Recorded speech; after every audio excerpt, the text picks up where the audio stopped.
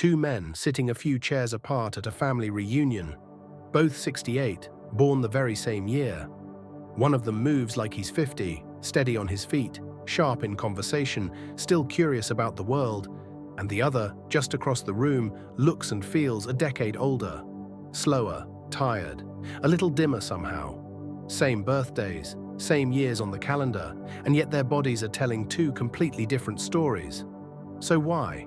Why does one person reach their late 60s still strong and clear, while someone the very same age is already fading?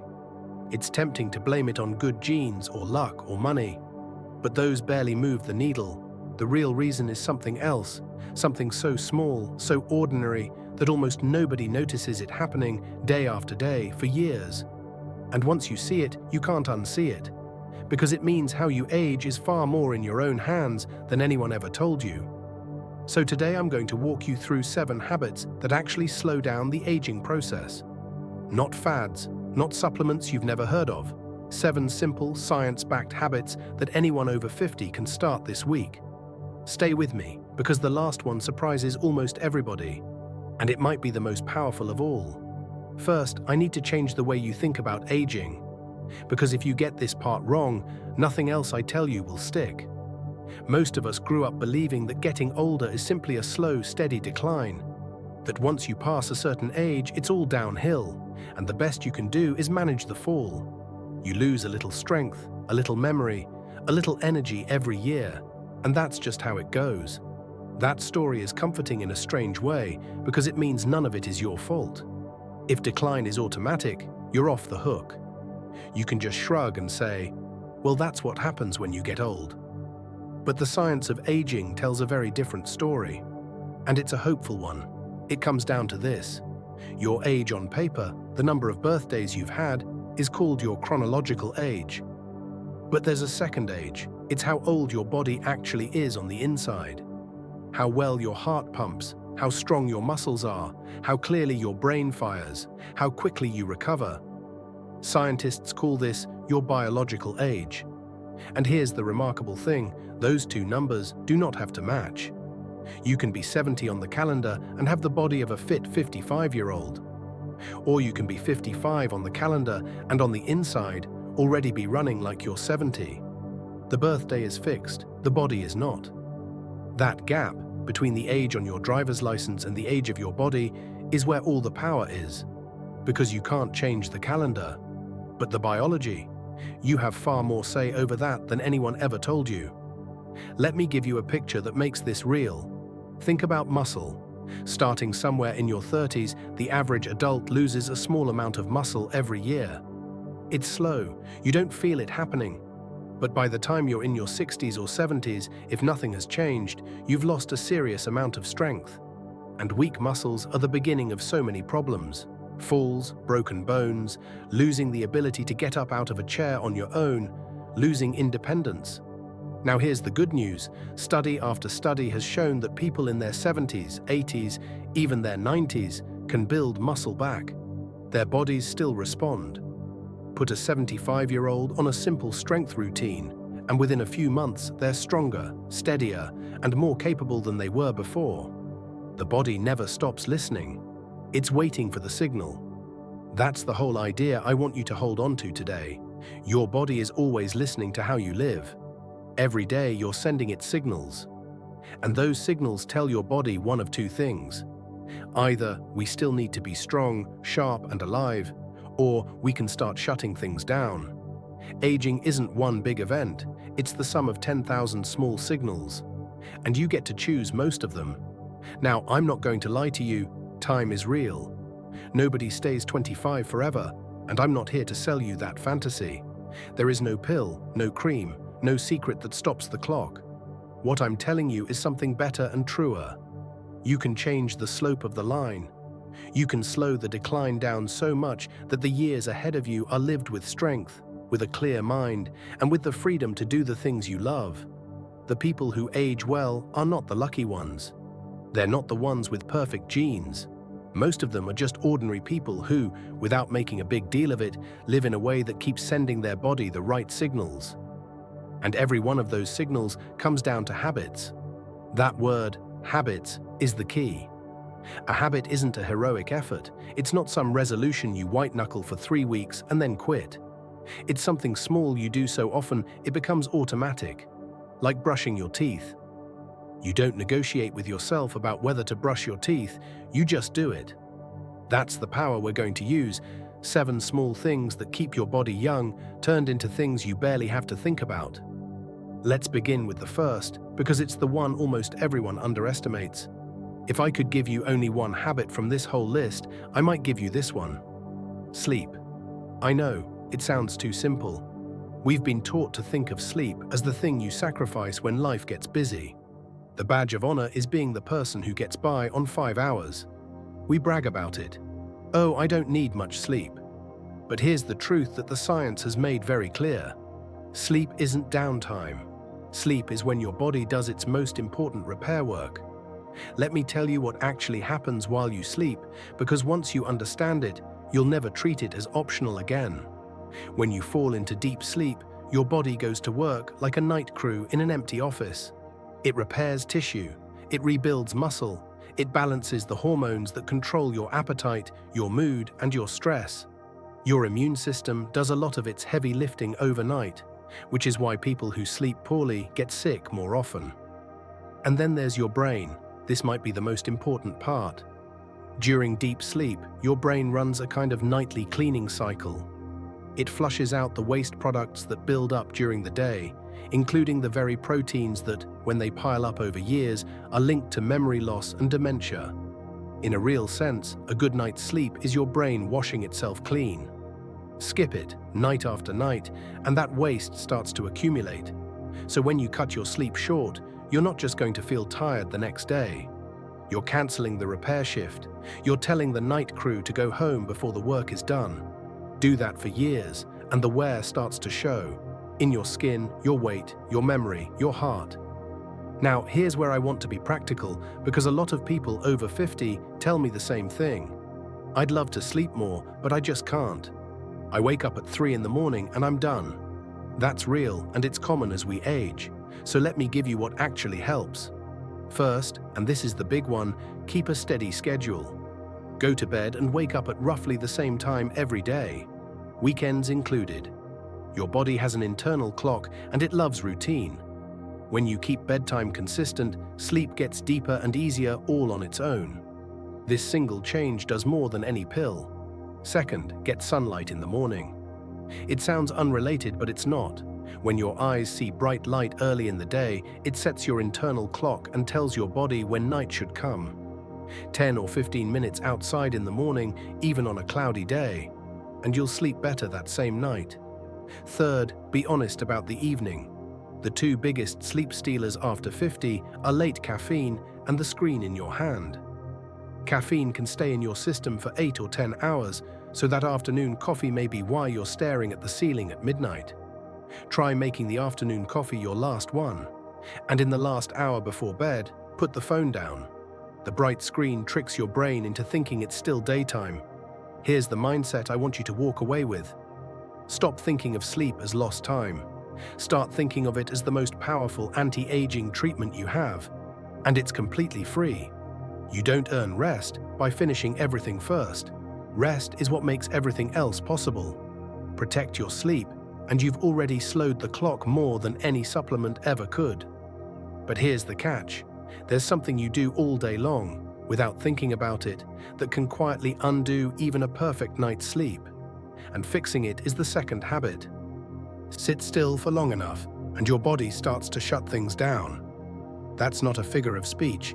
It's the second habit, and it might be the one that decides whether you stay independent for the rest of your life. I want to say the most important thing right up front, because it's the thing that stops most people before they even start. You do not need to become an athlete. You do not need a gym, or fancy equipment, or a trainer, or 2 hours a day. In fact, some of the longest living people on Earth have never set foot in a gym in their lives. What they do is move, gently, constantly, throughout the day. They walk, they garden, they carry things, they take the stairs. They stand up and sit down 100 times a day without thinking about it. Here's why this matters so much as we age. Movement is what keeps your body from forgetting how to work. Remember what I told you earlier, the body is always listening. When you sit still for hours, day after day, your body hears a very clear message. We don't need these muscles anymore. We don't need this balance. We don't need this bone strength. Let's let it go. And it does. It's efficient that way. It gets rid of what you don't seem to use. But the moment you start moving, the message flips. Suddenly, your body hears, we still need to be strong. We still need to be steady. And it holds on to, even rebuilds, the strength, the balance, the bone density that keep you independent. That word, independent, is the whole game here. Because the real fear as we get older isn't a number on a scale. It's losing the ability to do things for yourself. Getting up from a chair without help. Carrying your own groceries. Playing on the floor with a grandchild and being able to get back up. Walking to the mailbox without fear of falling. Movement is what protects all of that. Let me be specific about what to actually do, because exercise more is useless advice. Start with walking. It is honestly one of the most underrated things you can do for your body. A brisk walk, where you're moving with a little purpose, breathing a bit harder, but still able to hold a conversation, does an enormous amount of good. It helps your heart, your blood sugar, your mood, your sleep, your joints. Aim for something like a half hour most days, and it doesn't have to be all at once. 3 10-minute walks count just the same. After breakfast, after lunch, after dinner. Easy. Then, and this is the part people skip, add a little strength. Not heavy weightlifting. I mean simply asking your muscles to do a bit of work a couple of times a week. Standing up from a chair and sitting back down, slowly, 10 times in a row. That's a real exercise, and it builds the exact muscles that keep you off the floor. Carrying groceries instead of using a cart. Doing a few gentle push-ups against the kitchen counter. Lifting a couple of light weights or even cans of soup while you watch television. This is what protects your muscle, and muscle is what protects your future. And here's a small trick that changes everything. Don't sit for too long at a stretch. Every hour or so, just stand up. Walk to the window, get a glass of water, breathe. This one tiny habit, breaking up the sitting, undoes a surprising amount of the harm of a quiet day. I want you to hear this clearly. You are never too old to start, and it is never too late to benefit.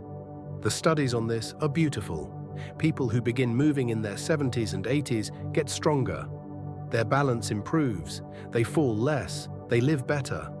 The body is waiting for the signal. All you have to do is send it, so don't aim for perfect, aim for often.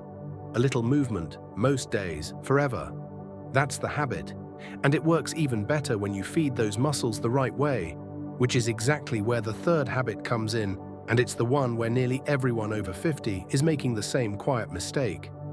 Here's a strange truth about getting older. The way your body handles food changes, but almost nobody changes how they eat. That gap is the third habit. I'm going to keep this simple because the world of diet advice has become so loud and confusing that most people just throw up their hands and eat whatever's easiest. Let me cut through all of it. You don't need a complicated diet. You don't need to count every calorie, weigh your food, or give up everything you love. What you need is to shift the balance. A little more of what helps, a little less of what harms. That's it. But first, I need you to understand something that changes as we age, because it's the reason food matters more now, not less. As you get older, your body handles food differently than it did at 30. 2 things in particular. First, you need more protein than you used to, not less, because your body has to work harder to hold on to muscle. And second, your body becomes less forgiving of the junk, the sugar, the ultra-processed stuff, than it was when you were young. The same donut hits a 60-year-old body harder than it hit the 20-year-old you. So here's the whole strategy, and it fits on one hand. Number 1, eat enough protein, spread through the day. This is the one most people over 50 get wrong. Protein is the raw material your body uses to build and keep muscle, and remember, muscle is what keeps you strong and independent. So put some protein at every meal. Eggs in the morning, fish, chicken, beans, lentils, yogurt, cheese. You don't need huge amounts. You need a little, consistently at each meal, so your body always has what it needs to rebuild. Number 2, fill half your plate with plants, vegetables and fruit in all their colors. I'm not asking you to become a vegetarian. I'm asking you to let the plants take up more of the plate. They bring the fiber that keeps your gut healthy and your blood sugar steady, and they carry the compounds that protect your cells from the wear of aging. A simple way to remember it: the more color on your plate, the better. Greens, reds, oranges, purples. Color is medicine here. Number 3, cut back on the ultra-processed food. You know what I mean. The stuff that comes in a package with a long list of ingredients you can't pronounce. The sugary drinks, the packaged snacks, the frozen meals engineered to make you eat more than you meant to. I'm not telling you to be perfect or to never enjoy a treat. I'm telling you that this category of food is the one doing the most quiet damage, and every small step away from it is a step toward a younger body. Swap the soda for water. Swap the packaged snack for a handful of nuts or a piece of fruit. Small swaps, done often, and here's a bonus that surprises people. How you eat matters, not just what. Slow down. Stop eating before you're completely stuffed. Aim for satisfied, not full. Many of the longest living people in the world eat until they're about 80% full, then stop. That small habit of leaving a little room protects you from the slow weight gain that drives so much of aging. Let me leave you with the simplest version of all of this, because I don't want you to overthink it. Eat real food, mostly plants. Enough protein, not too much, and enjoy it. Food is one of the great pleasures of life, and eating well should feel good, not like a punishment. That's the 3rd habit. You're already halfway there. And the next one? Most people are certain it's just a normal part of getting old, something you can't do anything about. They're wrong, and I'll show you exactly why. Remember too that I promised you a 7th habit that surprises almost everyone. We're getting closer to it. Now let's talk about the thing people fear losing most of all. Not their strength, their mind. I want to challenge something you've probably been told your whole life. We've all heard that memory loss and mental fog are just part of getting old, that your mind naturally slips as the years go by, and there's nothing to be done. And I understand why people believe it. It's what we watched happen to some of the people we love. But the science says something more encouraging. Your brain, like your muscles, follows a simple rule: use it or lose it. And the flip side of that rule is the hopeful part. When you use it, you keep it, and you can even make it stronger. Here's what's happening inside your head. Your brain is made of billions of connections, and those connections stay strong when they're used and fade when they're not. Every time you learn something new, wrestle with a hard problem, or challenge your mind in an unfamiliar way, you're strengthening old connections and building new ones. Your brain keeps this power its whole life, the ability to change and grow at any age. That's the one thing to hold on to. It never fully stops. Your brain can build new connections in your 70s and in your 80s. It's still able to change and grow. It just needs to be asked. So the enemy here isn't age. The enemy is coasting. The enemy is doing the same easy things, the same way, every day, so that your brain never has to stretch. A mind on autopilot slowly goes quiet. A mind that's challenged stays sharp. Now here's the important nuance, because a lot of people get this wrong. Doing the same crossword puzzle every day, the same way, using the skills you already have. That's pleasant, but it's not really challenging your brain. Once something becomes easy and automatic, it stops building new connections.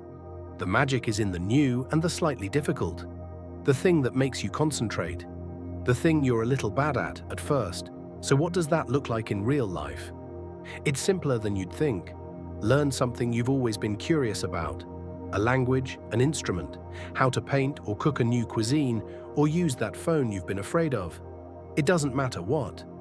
It matters that it's new and that it makes you think. Read things that stretch you. Not just the same familiar stories, but ideas that make you stop and consider. Read a book that's a little over your head. Then talk about it with someone. Play games that involve real thinking and strategy. Cards, chess, puzzles that change, anything where you have to plan, remember, and adapt.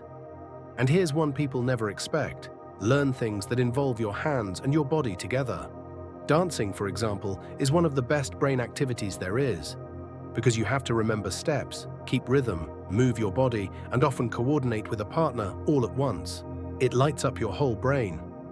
Let me tie this back to something I said at the very start.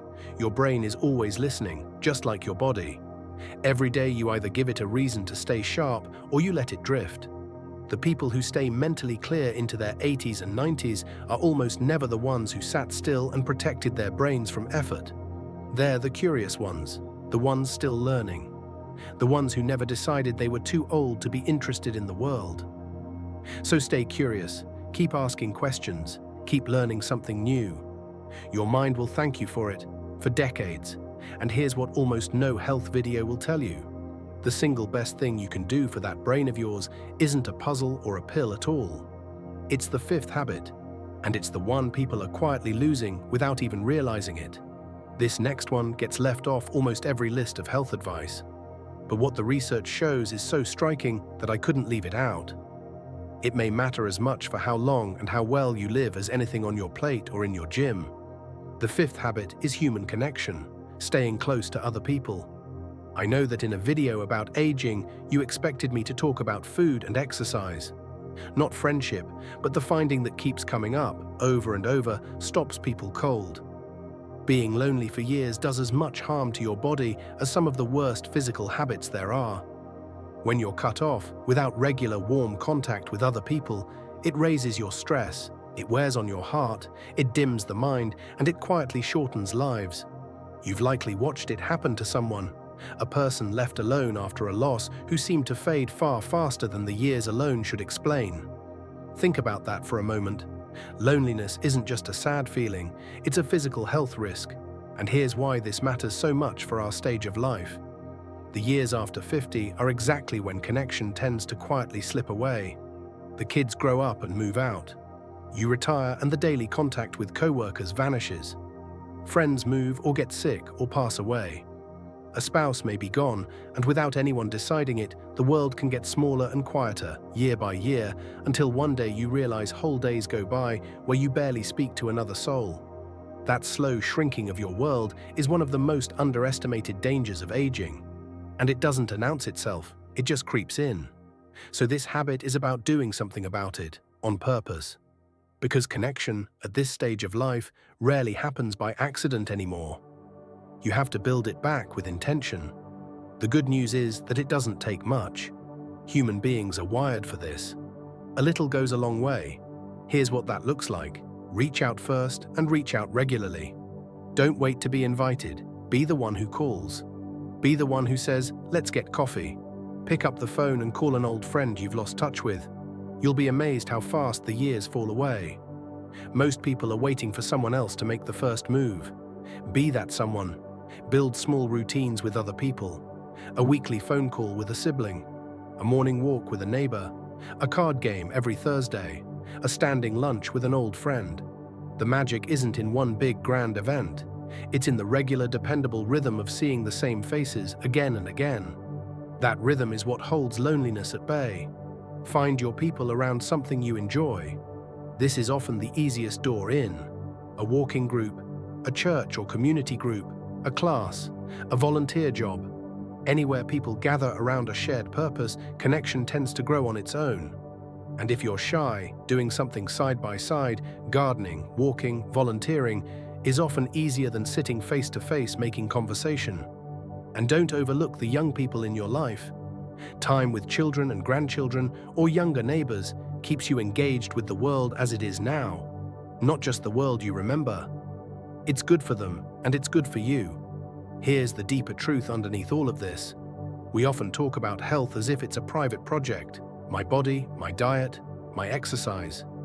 But we were never meant to do life alone.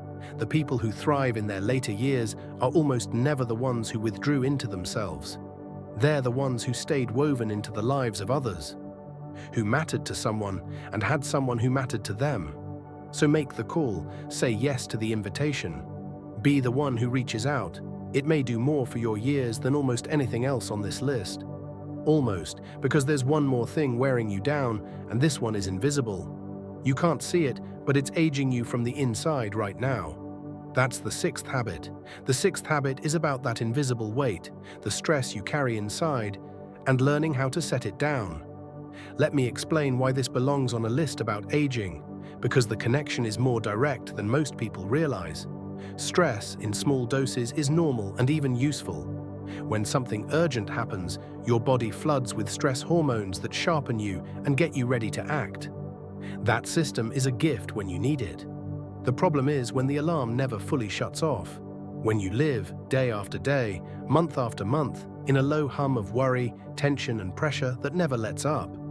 Because when stress becomes constant, those same hormones that were meant to save you in an emergency start to wear you down instead. Chronic stress raises your blood pressure. It disturbs your sleep. It weakens your immune system. It stirs up inflammation throughout the body. And inflammation is one of the deep engines of aging, the slow fire that damages your body over the years. You've probably seen what I mean with your own eyes. Someone goes through a terrible, drawn-out hardship, and they seem to age years in just a few months.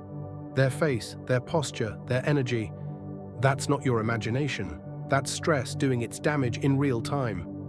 Carried long enough, it can make you older on the inside than your birthdays say you are. Stress, quite literally, ages you. So this habit is about protecting yourself from that slow fire. Not by escaping your life or pretending your problems don't exist, but by learning to calm your nervous system on purpose every day. And the beautiful thing is how simple the tools are. Start with your breath. It sounds almost too basic, but it's one of the most powerful things you have, and it's always with you. When you slow your breathing down, in through the nose, gently, and out slowly, longer than you breathed in, you send a direct signal to your body that the danger has passed, that it's safe to relax. Just a few minutes of slow breathing can lower your stress in real time. Try it when you feel the tension rising. Breathe in slowly and let the out-breath be long. Your body is listening and it will answer. Spend time in nature. There's real science behind the calm you feel among trees, near water, in a garden, under an open sky. Time outdoors lowers stress, steadies the heart, and clears the mind. A slow walk in a park is medicine for the body and the spirit at once. If you can get out into something green a few times a week, do it. Make room for stillness and quiet. So much of modern stress comes from never turning the noise off. The constant news, the phone, the endless input. Give yourself a little silence every day. Sit quietly with a cup of tea. Pray if that's part of your life. Meditate, even for 5 minutes. Just sit and watch the morning. These pockets of stillness let your nervous system reset. And do the things that bring you genuine joy, without guilt. Music you love. A hobby that absorbs you. Laughter with people you care about. Petting a dog. Working in the garden. These aren't luxuries or wastes of time. They're how you discharge the pressure that builds up in a life. Joy is not the opposite of health. Joy is part of health. Here's the mindset shift I want to leave you with. You've probably spent much of your life being told to push through, to tough it out, to keep going no matter what. And there's a place for that. But at this stage, some of the most important work you can do is learning to release. To let go of the worry you can't control. To forgive, including yourself. To carry less. A calm mind is not just more pleasant. It's a longer, healthier life. So breathe, slow down. Find your quiet. Your body has been waiting for the chance to rest. Which brings us, finally, to the one I promised you at the very start. The seventh habit. The one that surprises almost everyone. And the one that, in a strange way, holds all the others together. And now we come to the seventh habit. The one I told you at the very beginning might be the most powerful of all. And I meant it, because this last habit isn't about your body at all. It's about your reason for living, your sense of purpose. Having something that pulls you out of bed in the morning, that makes you feel your days still matter. I know that might sound soft, or like something you'd hear in a sermon rather than a health video. But stay with me, because this is one of the most striking things we've learned about long life. Think about the places in the world where people routinely live past 100 and live those years healthy and sharp. It isn't just the food, or the walking, or the clean air. Almost every one of those places shares something quieter. a deep, built-in sense of purpose, a reason to keep going. And the people who hold on to that sense of purpose again and again live longer and stay healthier than those who lose it. There's even a striking pattern that doctors and researchers have noticed for a long time. When a person loses their sense of purpose, when they retire with nothing to replace the meaning that work gave them, or when they lose the person they lived for, their health often falls apart quickly afterward. The body, in a sense, follows the spirit. When you stop having a reason to get up, the body starts to let go. And the reverse is just as true. People who keep a reason to get up, a project, a person to care for, a cause they believe in, a faith that anchors them, tend to stay stronger, sharper, and more alive right to the end. So why does this matter so much for us?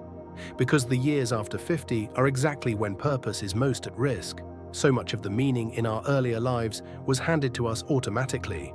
Raising the children, building the career, keeping the household running, and then, one by one, those roles wind down. The children are grown, the work ends, and a lot of people reach this stage and quietly ask themselves, what am I for now? That question is not a small thing. It's one of the biggest turning points in how you'll age, because you can answer it two ways. You can drift, fill the days with television and waiting, and slowly fade. Or you can decide, on purpose, to build new meaning into this chapter. And that decision may add years to your life and life to your years.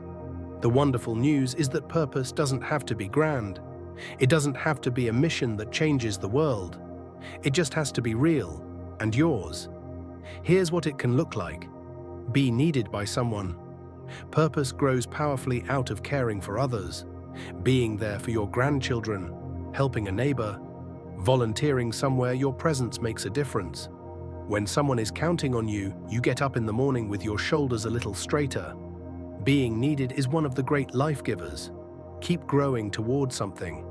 Have a goal, a project, something you're working on and looking forward to. A garden you're building, a book you're writing, even if only your family ever reads it. A skill you're mastering, a trip you're planning.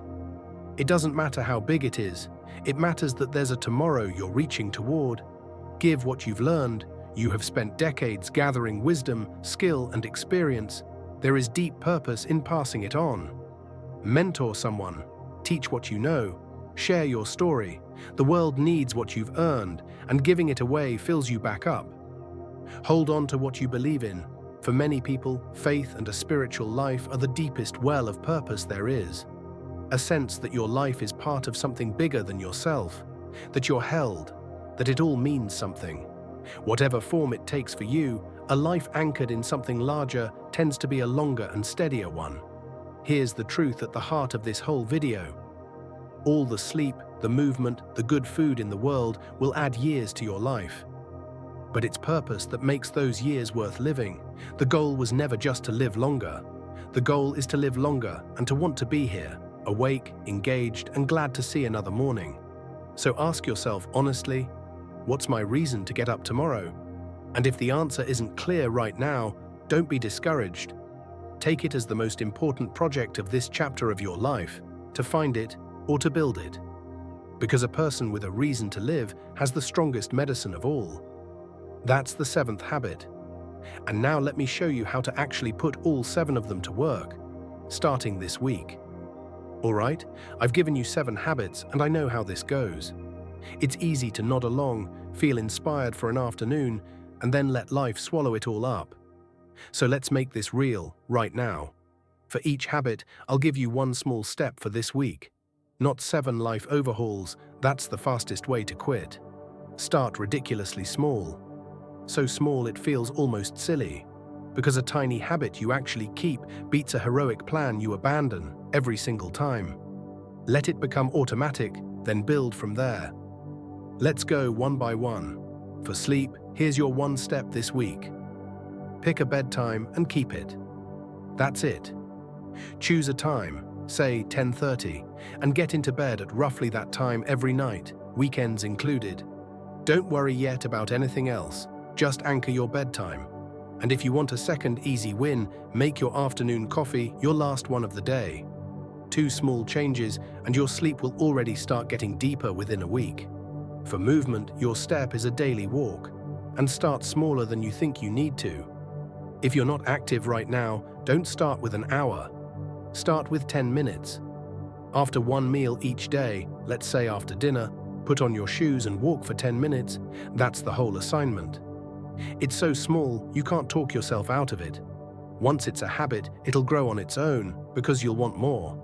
But this week, just 10 minutes, once a day.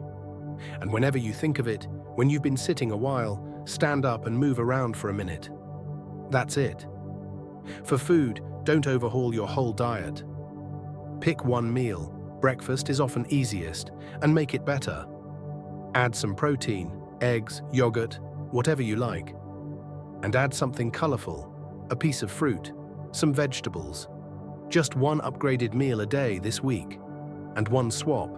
When you reach for a sugary drink or a packaged snack, swap it for water and a handful of nuts or a piece of fruit. One better meal, one better swap. Simple. For your mind, pick one new thing to start learning this week. Anything that genuinely interests you and makes you think a little. Download a language app and do 5 minutes a day. Check out a book from the library on a subject you've always wondered about. Learn one new recipe. It doesn't matter what. It matters that it's new and it makes your brain work. Just begin one thing. For connection, here's your step, and I want you to actually do it. This week, reach out to one person you've been meaning to talk to. Call an old friend. Text a family member you've lost touch with. Invite a neighbor for coffee. Just one person, one reach out. And if you want to build something lasting, set up one regular thing, a weekly call, a standing walk with someone. Put it on the calendar. One connection made on purpose this week. For stress, your step is the simplest of all. Once a day, take 5 minutes to breathe. Sit somewhere quiet, close your eyes, and breathe slowly. In through the nose, out slowly, longer on the way out. 5 minutes, maybe in the morning with your coffee or at night before bed. And this week, get outside into something green at least once. A park, a garden, a tree-lined street. Just 5 minutes of breathing and one dose of nature. That's the whole task. And for purpose, start with a question, then turn it into one concrete action. First, the question, what gives my days meaning right now? And is there something I could give more of my time and heart to? Sit with that honestly. But don't stop at thinking, because purpose grows from doing, not pondering. So here's your actual step this week. Pick one thing and put it on the calendar. Call a place where you could volunteer and ask how to start. Phone the grandchild and set a standing afternoon together. Sign up for the class, reach out to the person who needs you, open the project you set aside. One real thing with a date on it this week. That's how a reason to get up stops being a nice idea and becomes your life. Now let me pull this all together into something you can actually hold in your head, because I don't want you to feel overwhelmed by 7 things at once. Here's the honest truth, you don't have to start all 7 this week. If you try to, you'll probably do none of them. So if 7 feels like too much, then pick just one. Pick the single habit that spoke to you most as you listened. The one where you thought, yes, that's me, that's the one I need. And start there. Just that one, this week. Once it becomes automatic, once you're not fighting yourself to do it anymore, add the next one, and then the next. This is how real change actually happens. Not in one heroic leap, but one small habit at a time, each one becoming part of who you are before you add the next. Slowly, without drama, your whole life shifts. And a year from now, you look back amazed at how far you've come. Not because you did something impossible, but because you did something small, over and over, until it was simply the way you live. Because here's what I most want you to understand. These 7 habits aren't a diet you go on and then off. They're not a program with an end date. They're a way of living. And once they become your normal, they stop feeling like effort at all. You won't be forcing yourself to walk, or sleep well, or call a friend. It'll just be who you are. That's the goal, not a 30-day challenge. A better way of living the rest of your years. So start small, start this week, and let it grow. Let's bring it home. We've covered a lot together, so let me gather the 7 habits into one simple picture you can carry with you. First, protect your sleep, because sleep is when your body and brain repair themselves, and it's the most powerful, most overlooked medicine you have. Keep a steady bedtime and treat rest as sacred. Second, keep moving every day, because your body holds on to exactly what you use. Walk, add a little strength, break up your sitting. Movement is what keeps you strong, steady, and independent for years to come. Third, eat for the body you have now. Enough protein to protect your muscle, plenty of colorful plants, and less of the ultra-processed food that quietly wears you down.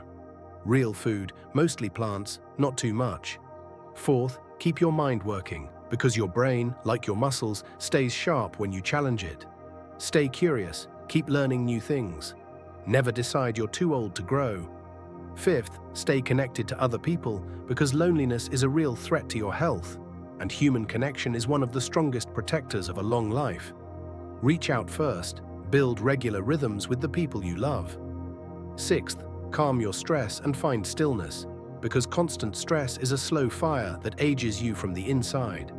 Breathe, get into nature, make room for quiet and for joy. And seventh, keep a reason to get up in the morning, because purpose may be the most powerful force of all. A reason to live keeps the whole body and spirit alive. And if you want to carry just one thing out of this hour, carry this, your 7 small steps for the week ahead. A steady bedtime tonight, a 10-minute walk after dinner, 1 better meal a day, 5 minutes learning something new, 1 phone call to someone you miss, 5 quiet minutes of slow breathing, and 1 thing on the calendar that gives you a reason to get up. 7 small steps, that's the whole plan. If you remember nothing else, remember those. Now look back over those 7 for a moment and notice something. Not one of them is complicated. Not one requires money, or a doctor, or a special product. There's nothing here you can't start today. Sleep, movement, food, learning, friendship, calm, purpose. These are the simplest things in the world, and that's exactly the point. Because here's the message I most want you to carry away from our time together. Aging well was never about some secret only a few people know. It was never about luck, or perfect genes, or having the right money. It comes down to the ordinary things, done faithfully, day after day. The people who reach 80 and 90 strong and clear and full of life are not superhuman. They're ordinary people who kept sending their bodies the right signals, quietly, consistently, for years. And that means it's available to you, right now, wherever you're starting from, whatever shape you're in today, whatever age you are as you listen to this. It is not too late. That's not a nice thing I'm saying to make you feel good. It's what the science actually shows. People who start these habits in their 60s, their 70s, their 80s get stronger, sharper, and healthier. The body is always listening. It's never stopped waiting for you to send it the signal to live. So don't let this be one more inspiring video you watched and then forgot. Let it be the day something small started to change. Pick one habit, just one, and begin it this week. Then let it grow. Your future self, the person you'll be 5, 10, 20 years from now, is being built by the choices you make starting today. Build that person with care. And before you go, let me ask 2 small favors. Not for me, but because I genuinely believe this matters. If something in this video spoke to you, if it gave you even a little hope or a clearer path forward, then subscribe to the channel. I make these videos to help people live stronger, healthier, more meaningful second halves of life, and when you subscribe, you'll be here for the next one. It's the simplest way to keep this good work coming to you. And here's the second favor, the one that matters even more. Think of one person in your life who needs to hear this. Someone you love who's getting older, who's been feeling that decline is just inevitable, who could use a little hope and a simple place to start. Send them this video, share it with them. You might be handing them exactly what they needed to hear at exactly the right time. The best thing we can do with something good is pass it on. Thank you for spending this hour with me. Truly, take one small step this week, just one, and take it again tomorrow. That's how a longer, stronger, better life gets built. Not all at once, one good day at a time. Take care of yourself, and I'll see you in the next one.